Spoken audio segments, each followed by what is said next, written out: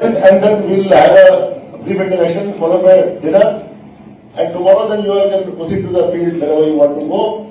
And today we'll set up everything, like what is required or not, how you function, what is the procedure, how you function, what is the procedure, how you function, what is the procedure, what is the help required, what are things, and then we will continuous that throughout to see that what best we can do, দর্শক বন্ধুরা, ওই কথায় আছে না, ঘর শত্রু Bibhishan.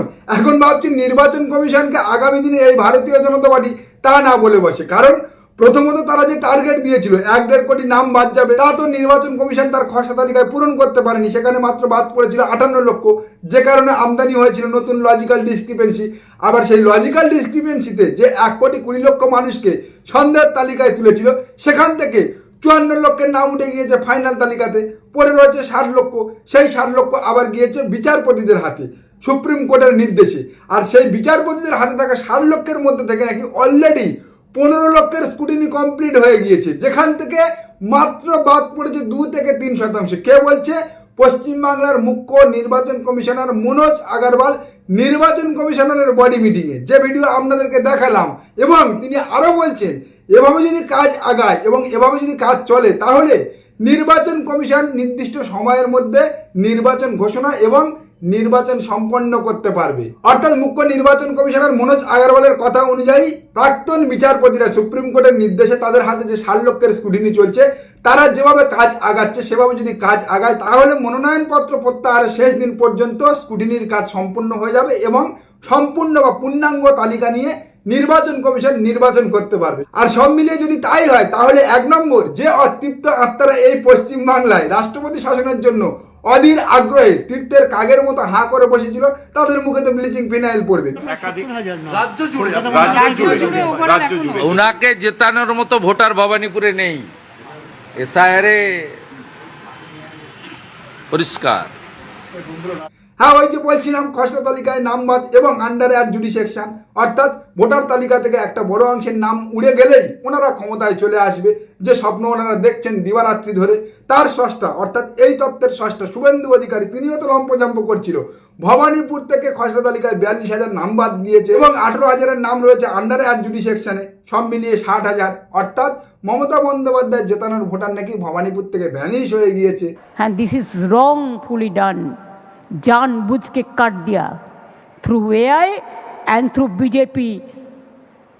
Some leaders, I know the name also, from Trinamool constituency, you have cut off the vote from 10,000 to 30,000. In my constituency, I told you 60,000. Instead of that, I will win from Bhawanipur, even there is a 1 vote.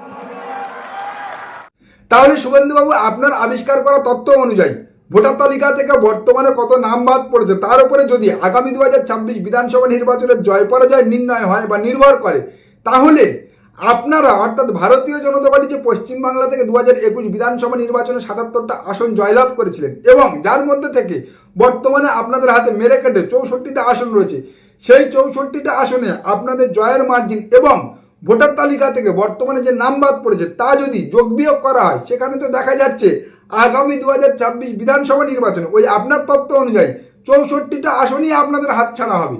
SIR এর পর প্রথম voter তালিকা 28শে ফেব্রুয়ারি প্রথম তালিকা প্রকাশ করে নির্বাচন commission. পরিসংখ্যান অনুযায়ী 21-এর বিধানসভা ভোটে বিজেপি যেসব আসন জিতেছিল, অনেক জায়গায় সেই জয়ের মার্জিনকে ছাপিয়ে গেছে নাম বাদ এবং বিচারাধীন ভোটারের যোগফল। 21-এর বিধানসভা ভোটে বিজেপির আসন ছিল 77, এর মধ্যে বেশ কয়েকটি আসনে দলবদল হয়। দলবদল এবং উপনির্বাচনের পর এখন বিজেপির বিধায়কের সংখ্যা 64। 21-এর বিধানসভা ভোটে 64টি আসন মিলিয়ে বিজেপির জয়ের মার্জিন ছিল 9,50,054।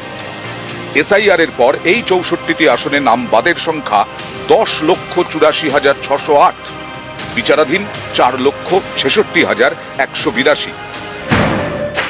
অর্থাৎ বিজেপির জয়ের মার্জিনকে ছাপিয়ে গেছে নাম বাদ এবং বিচারাধীনের যোগফল। খতম, bye bye, tata, good bye, Gaya. অর্থাৎ কেঁচো ঘুরতে কেউটো। ভারতীয় জনতা পার্টি ভেবেছিল অন্যের ঘরে আগুন লাগিয়ে দিয়ে নিজের ঘরে জল ঢালবে, কিন্তু সেক্ষেত্রে নির্বাচন কমিশন কিছুটা ওই ধৃতরাষ্ট্রের ভূমিকা নিয়েছে।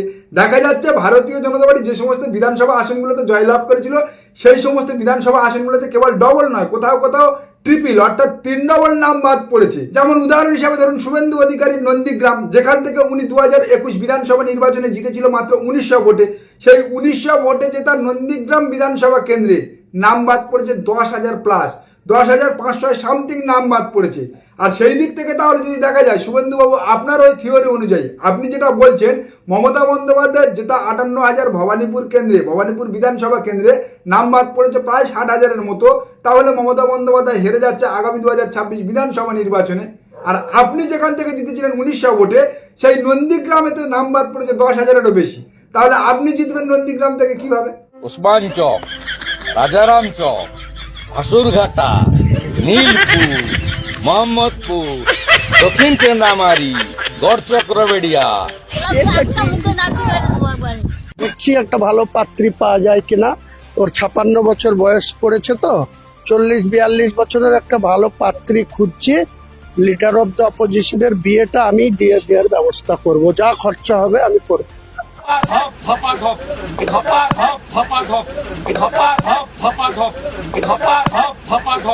যাক, চলুন আমরা ফিরে আসি মূল প্রতিবেদনে। ভারতীয় জনতা পার্টি এই যে ফাইনাল তালিকায় 64 লক্ষের নাম বাদ পড়েছে এবং এই যে 60 লক্ষের নাম আন্ডার অ্যাড জুডিশিয়াকশনে উঠেছে, এই দুটো অঙ্ককে মিলিয়ে 1,24,00,000 ফিগার দেখিয়ে তাদের কর্মীদের যে ভোকাল টনিকটা দিচ্ছে যে দেখো আমরা যে টার্গেটটা সেট করেছিলাম সেই 1,25,00,000 জায়গায় 1,24,00,000 নাম বাদ পড়েছে, অর্থাৎ আমাদের টার্গেট ফুলফিল হয়েছে।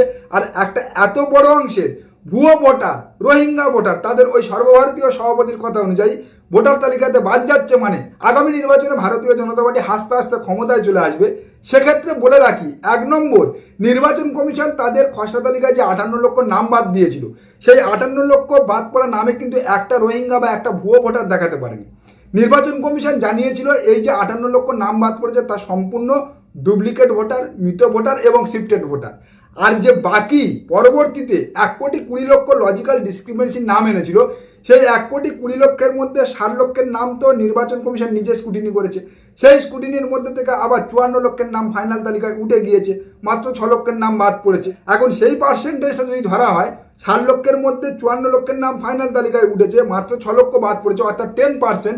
আর এই মুখ্য নির্বাচন কমিশনার মনোজ আগরওয়ালের কথা অনুযায়ী বর্তমানে যে স্ক্রুটিনি চলছে বিচারপতিদের তত্ত্বাবধানে, সেখান থেকে মাত্র নাকি 2-3% নাম বাদ পড়ছে। আমি যদি তর্কের খাতিরে সেই 2-3% জায়গায় 5%ও ধরি, তাহলে সেই 60 লক্ষ থেকে 5% বাদ গেলে দাঁড়াচ্ছে কত? মেরে কেটে 3 লক্ষ। এখন এই 3 লক্ষ এবং ওই বিগত দিনে ফাইনাল তালিকায় যে 64 লক্ষ নাম বাদ পড়েছে, সেই দুটো সংখ্যা মেলালে দাঁড়াচ্ছে 67 লক্ষ। সর্বসাকুল্যে আমি ধরে নিচ্ছি 70 লক্ষ। পশ্চিমবাংলার SIR এর ফাইনাল তালিকায় বাদ পড়তে চলেছে 70 লক্ষ, মেরে কেটে সর্বাধিক 70 লক্ষ নাম বাদ পড়তে চলেছে। এর বেশি আর একটাও সংখ্যা আসবে না, দাঁড়াবে না। তা আগামী দিনে ফাইনাল তালিকা অর্থাৎ এই সাপ্লিমেন্টারি যে তালিকাগুলো বেরাবে, তা বেরালে আপনারা মিলিয়ে নেবেন। আর সেই জায়গা থেকে ভারতীয় জনতা পার্টির ওই নীল স্বপ্ন ও শুভেন্দু অধিকারীর থিওরি অংশ হয় ইতি গন্ধ পুষ্পে। আর এই জন্য আমি প্রথমে বলেছিলাম এই নির্বাচন কমিশনকে আগামী দিনে মিলিয়ে নেবেন এই ভারতীয় জনতা পার্টি, হ্যাঁ বিভীষণই বলবে। হরি হরায় নম, কৃষ্ণ যাদবায় নম, যাদবায় মাধবায় কেশবায় নম। তবে সেখানে এই চামচা কমিশনের শিক্ষা শেষ নয়। ভারতীয় জনতা পার্টি তাদের বিভীষণ বলে দিল আর তাদের শিক্ষা হয়ে গেল না। এই চামচা কমিশন কেবলমাত্র ভারতীয় জনতা পার্টিকে খুশি করতে গিয়ে, তাদের তল্পিবাহক হতে গিয়ে যে কারচুপিগুলো করেছে, এই পশ্চিমবাংলার ভোটারদের সঙ্গে, প্রকৃত ন্যায্য ভোটারদের সঙ্গে যে গাদ্দারিটা করেছে, তার জন্য আগামী দিনে এই নির্বাচন কমিশনকে সর্বোচ্চ আদালতে নাকখত দিতে হবে। হ্যাঁ, তেমন তথ্যসহ power point presentation Abhishek Bandyopadhyay তুলে ধরেছে, একটু মন দিয়ে দেখুন, তাহলে বুঝতে পারবেন এই নির্বাচন কমিশন এই পশ্চিমবাংলার ভোটারদের সঙ্গে ঠিক কোন কোন জায়গায় কারচুপি করে ইচ্ছাকৃতভাবে নামগুলো বাদ দিয়েছে এবং কেন আগামী দিনে তাদের সর্বোচ্চ আদালতের কাছে নাকখত খেতে হবে। ইলেকশন কমিশন বা সিইওর অফিস থেকে যে নোটিফিকেশনটা জারি করা হয়েছে, সেখানে যে তথ্য দেওয়া হয়েছে, টোটাল অ্যাডিশন গত 2.5 মাসে, তার মানে ফর্ম 6 বা ফর্ম 6A, সেখানে প্রায় 1,82,036 জন ফর্ম 6 ফিল করেছে। এবং টোটাল ডিলিশনের ক্ষেত্রে, যেটাকে আমরা ফর্ম 7 বলি, সেখানে 5,46,053 জন রয়েছে। আমি আপনাদের অনুরোধ করব যে ইলেকশন কমিশনের বা সিইও ওয়েস্ট বেঙ্গলের যে টুইটার হ্যান্ডেল রয়েছে, সেই টুইটার হ্যান্ডেলে একটা বুলেটিন জারি করা হয়েছিল 19শে জানুয়ারি 2026, এবং 19শে জানুয়ারি শেষ দিন ছিল ফর্ম 7 জমা দেওয়ার ক্ষেত্রে। খুব সম্ভবত 14 বা 15 তারিখ অব্দি ছিল, তারপরে ওরা একটা নোটিফিকেশন করে আরো 4 দিন বাড়িয়েছিল। যখন বাঁকুড়ায় বিজেপির একটা গাড়ি ধরা পড়ে ফর্ম 7 বোঝাই অবস্থায়, 7-8 হাজার ফর্ম 7 জমা দেওয়ার একটা চক্রান্ত চলছিল, এটা করতে না পারায় ইলেকশন কমিশন বিজেপিকে সুবিধা করিয়ে দেওয়ার জন্য আরো 4 দিন সময়সীমা বাড়িয়েছিল, এবং 19th of January last date ছিল ফর্ম 7 জমা দেওয়ার ক্ষেত্রে। সেই যে বুলেটিনটা বেরিয়েছিল, সেই বুলেটিনটা বেরিয়েছিল 7:06, সকালে নয়, অর্থাৎ সারাদিন চলে যাওয়ার পরে। 7:06 যে ফর্ম 7 এর সংখ্যা ওখানে ছিল 41,961। আপনারা গেলে আপনারা দেখতে পাবেন এটা এখনো রয়েছে। কালকে যে আপডেটটা ইস্যু করা হয়েছে সেখানে ফর্ম 7 এর ক্ষেত্রে সংখ্যা দেওয়া হয়েছে 5,46,053। তো এই 5 লক্ষ অ্যাডিশন হলো কোত্থেকে? আমাদের প্রথম প্রশ্ন। এগুলো আমরা ধাপে ধাপে সব সুপ্রিম কোর্টে জমা দেবো। ফর্ম 6 এ যদি আসি, মানে নতুন ভোটার, সেখানে আপনারা দেখবেন যে 19 তারিখের যে নোটিফিকেশনটা ছিল, 20 তারিখেও এর একটা নোটিফিকেশন করেছিল, আপনারা সেটাও দেখতে পারেন। সেখানে ফর্ম 6 এর সংখ্যা ছিল 6,33,762, আর কালকে যে ফর্ম 6 দেখানো হয়েছে সেখানে দেখানো হয়েছে টোটাল হচ্ছে 1,82,036। তাহলে 4 লক্ষ কোথায় গেল? 5 লক্ষ বাদ দেওয়া আর ফর্ম 6 থেকে 4 লক্ষ বাদ দেওয়া, এখানেই তো 9 লক্ষ ভোটের হেরফের হয়েছে। হ্যাঁ, আগে আগে দেখতে রাখো, আমি তো পিকচার শুরু হওয়ায় আর কুছ বাকি তৈরি থাকো নির্বাচন কমিশন। তোমরা ভারতীয় জনতা পার্টির তল্পিবাহকতা করতে গিয়ে, ভারতীয় জনতা পার্টির টার্গেট পূরণ করতে গিয়ে এই পশ্চিমবাংলার ভূমিপুত্র জেনুইন ভোটারদের যেভাবে নাম কেটে বাদ দিয়েছো, তার জন্য আগামী দিনে তোমার প্রভুদের যে শিক্ষাটা এই পশ্চিমবাংলাতে, এই পশ্চিমবাংলার বাঙালি দেবে, তা সারাটা জীবন কেবলমাত্র তোমাদের প্রভুরা নয়, তোমাদেরও মনে রাখার জন্য যথেষ্ট হবে। নমস্কার, আজকের প্রতিবেদন এখানে শেষ করছি। দেখা হচ্ছে আগামী কোনো প্রতিবেদন। আমাদের প্রতিবেদন সম্পর্কে আপনাদের মতামত অবশ্যই জানান আমাদের কমেন্ট সেকশনে। সবাই ভালো থাকবে।